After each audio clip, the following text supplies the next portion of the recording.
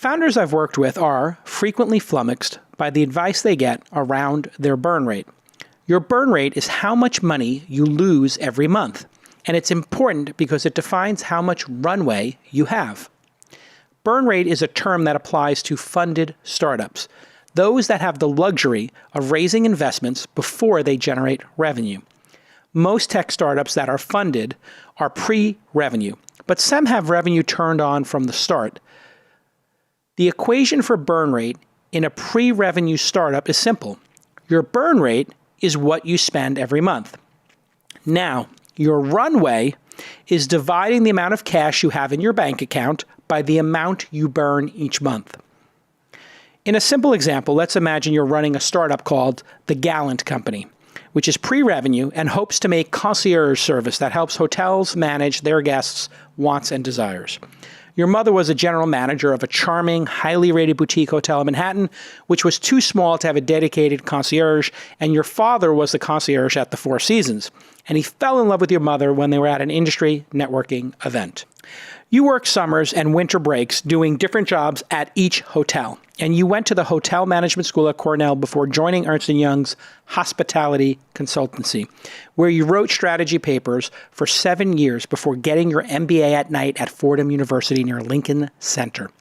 You got the idea for the Gallant Company after hearing over and over again that concierges were outdated and slow, and you tested your SMS-based 24-hour-a-day virtual concierge program with your friends, who told you it was life-changing. Your early research allowed you to recruit some co-founders who built a prototype over the holiday break. And you came up with a killer name, Gallant. You secured Get Gallant for $10. Nobody was using it. And you're spending $25,000 a month building Gallant's software with your team of 4. 2 developers, 1 designer, and yourself, a jack-of-all-trades CEO with deep industry experience. Everyone is getting an agreed-upon $5,000 a month draw. This is $60,000 a year, and it's half as much as the developers were making at Facebook, and 1/3 of what Google had offered them to join their advertising technology team. But they each had 2 years of savings in the bank, and they wanted you to join with them as co-founders, so you gave them 15% of the company each. You have $5,000 in other monthly expenses, including your rent and snacks and hosting costs. Your friends and family gave you $400,000 in seed funding, and your 2 developers invested $50,000 each for a total raise of $500,000. Your monthly burn is only $25,000 a month, the same as your spend, and you have 20 long months of runway. So when you look at this, we'll be looking at $500,000 divided by $25,000 equals 20 months. Life is good. And life is good if you're a startup who can control their burn. And although the Gallant Company is not making any money, you have such a low burn rate compared to the cash on hand that your runway is luxurious. You and your team will be able to focus on listening to and delighting your customers for 14 months before the next fundraising. Why 14 months and not 20? Well, fundraising done right is a 6-month process. So if you had 20 months of runway, you would start raising at month 14, so you had a full 6 months to do it. Some inexperienced founders will take shortcuts and think they can do it in 2 months or 3 months because their last fundraising, when they got lucky, took only a week or a month. Assume it takes 6 months. Fundraising can be very hard at times. You're confident the Gallant Company can find product market fit because you did a ton of user interviews. When you find product market fit, you plan on turning on revenue in month 12, which would lower your burn rate and extend your runway. So let's run the turn on revenue in month 13 scenario for a moment. This is so you consider how wonderful your life will be at the Gallant Company. The Gallant Company burns $25,000 a month for the first 12 months of its existence for a total loss of $300,000. That's money that's gone. It's been invested in the product. The cash on hand plummets from $500,000 to $200,000. You only have 8 months of runway now, so you're going to get really focused, right? You can see the end of the runway, and you don't want to go off it. In 2 months, the Gallant Company will have to move into fundraising mode, a process that will require massive focus for the founder for 6 months. The founder is not going to be able to run the business and run a fundraising process. You have to pick one. The Gallon Company starts charging their top 10 customers $1,000 a month to use their concierge service for a total of $10,000 a month in revenue. It's only $1,000, and it's only the top 10 customers.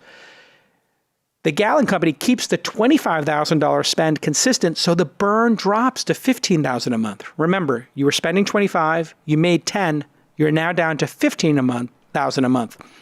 With their cash on hand being $200,000 and their burn $15,000, they have now extended their runway to just over 13 months as opposed to 8. With 13 months of runway, the founders can spend another 7 months focused exclusively on delighting their customers and building their product before starting the next fundraising process.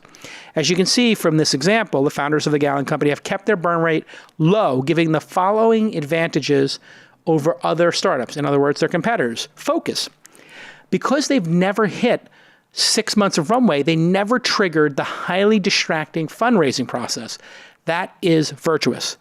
And another is strength. When you're down to 6 months of runway, you often perceived as weak by your stakeholders. Stakeholders in this case are your team members, investors, customers, and most importantly, yourself.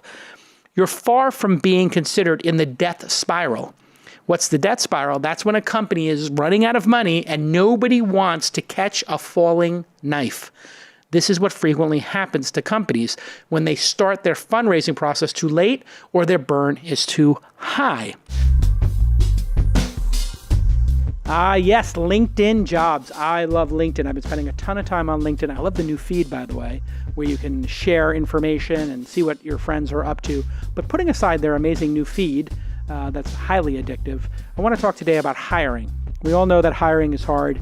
We have many open positions here, and it takes us months to find high-quality candidates. And you know that your business is only as strong as the people you have working for you, like Emmy Award-winning producer Jackie and Jason DeMond, who runs the incubator. We have all these great people here.